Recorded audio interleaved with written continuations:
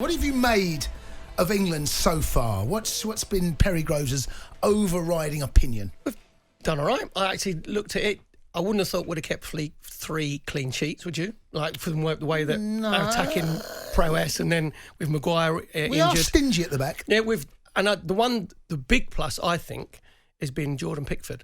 I think he's pulled off a brilliant save against Scotland with O'Donnell from the volley, which was an outstanding save. But not just that, I just think he's been very calm. I just think I looked at him. I agree with you.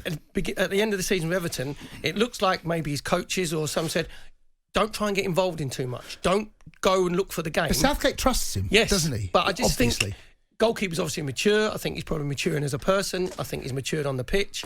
His distribution has been excellent, where he can ping it through teams, he can ping it into Harry Kane. But I just think he's actually been quite a calming presence. When you think that the centre halves has changed in front of him as well. Tyrone Mings came in, looked steady enough. I think he considered himself a little bit, in fact, very unlucky that he's been dropped. But Harry Maguire is a better player than I agree with Tyrone that Mings, as well. and he's better on the ball, right? So I'm pleased with Gareth Southgate in the first game against Croatia that he made the big decision to put Trippier, because everybody went, no, we've got enough left backs, and I was one of them because we want better balance.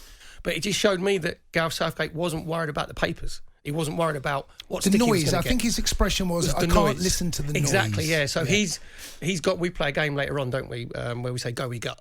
Yeah, right. We do. Yeah, go we gut. Yeah. So I think he's gone with that. With his gut feeling, thinking, no, I need someone experienced alongside Tyrone Mings. Henderson got himself 45 minutes. Harry Maguire looked nice and steady. So I say the thing that has surprised me, that I said before the tournament, we're not a team that's going to win the tournament going through 1-0, 1-0, 1-0. Isn't that one of the ways to go and win a tournament? Isn't it? Isn't that part of the secret, is keeping clean sheets, being tight? Greece did it, didn't they, in the Chelsea, the quarter, semis and finals? Exactly.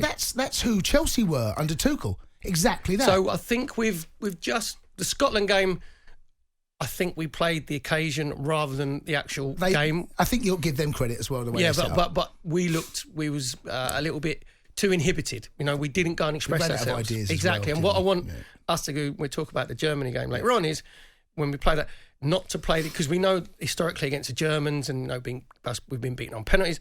I think it's one of the few times that we're going into that game where the Germans are going to be more worried about us. I think we're favourites. Than we are worried about them. There's not a lot in it. No. But I think we're favourites. And I think Germany as well, when they see, obviously they know of our players in the Premier League, but they've seen at close hand Sancho, right? And they're looking at that thinking he can't get in their team. He's been fantastic, isn't he, for Dortmund over the last two seasons with his goals and his assists. So it's just, without getting too euphoric, because we've got it's like a rest day in the cricket in the old days, wasn't it? You had played like 3, rested 1, played 2. This is the rest day. It's not probably till tomorrow, and then Saturday when the games start again, where everybody starts going, oh, here we go, we've got half chance. Get back on that train. But I just want the narrative in the papers and from people like ourselves, I want everything positive. I want everything positive. Okay, right. No matter what team he picks, just be positive with it. Okay, well, look, here's a couple of questions. We're going to throw them out. We'd love your contribution, of course, as always. 08717 223344. Penalties, it's going to happen, isn't it? It feels like it's going to happen. It wouldn't surprise me in the slightest if it does get a penalty, but who is going to miss the penalty? Who's going to be the one? Who's going to be the Southgate? Who's going to be doing pizza adverts? That's the question. Who's going to be doing the pizza advert? We did Deliveroo, wasn't it now? It'll be Deliveroo. Okay, we change. Who's going to be on the little moped? Who's going to be that one? Exactly that. And who do you want to see? Who do you want to see picking up the ball, the first one? Who do you want to see not picking up the ball? Who's that when we've all been there at a football match, haven't we? And and you see who's taking, and then you say, oh my, not him. Oh, look, he don't look comfortable. He don't work. It's not Cundy, is it? It's not Cundy. That's exactly it. That's going over the bar. No, honestly. If I pick, no. Because we're going to be not him. The high percentage of the millions are going to be watching it in pubs or clubs or sitting around a table, so it'd be like a corporate watching a corporate. Yeah. We've all been there. It's going to be I call it the groan penalty taker, when everybody just goes, no, not him. I've had that. I've had that. I've never taken the penalty. No, you're probably looking at your you laces. know what me?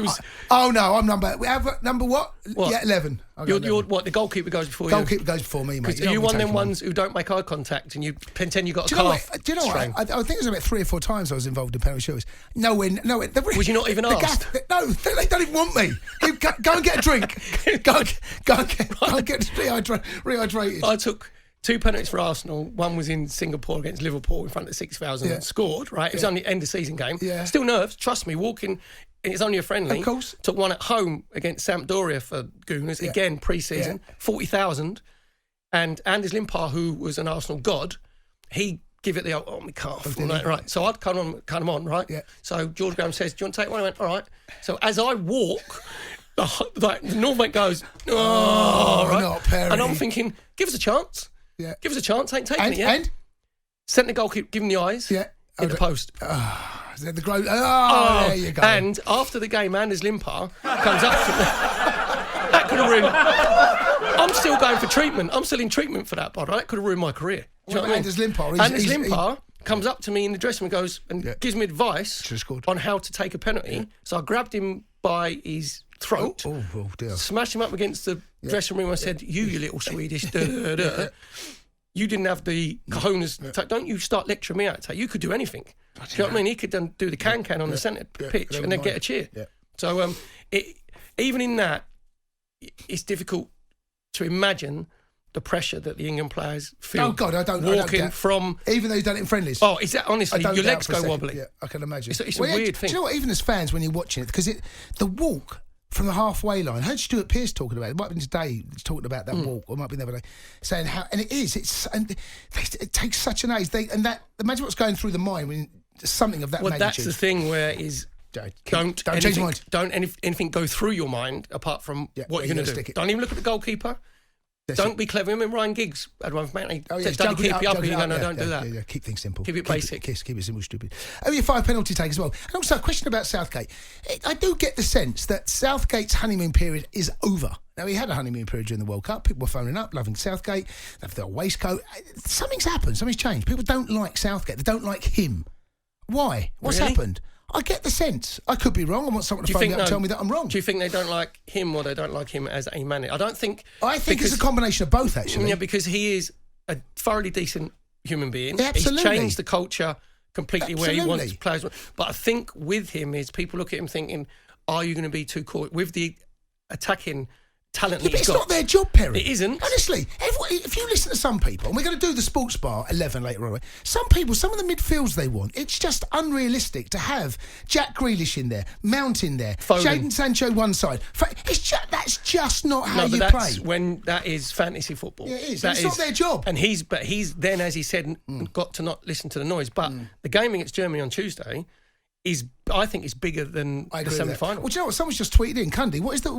In what world is Tuesday's second round game against Germany bigger for Southgate than the World Cup semi-final? Well, I think this game could define his job. Also, that's why, Scott, in Watford. And also because of the talent he has at his disposal, when people say, he's got too much, you can never have too much choice, but because he expects it. And I think the rules are different now. We're at home. I think we go into this slight favourites. But anyway, 08717 223344.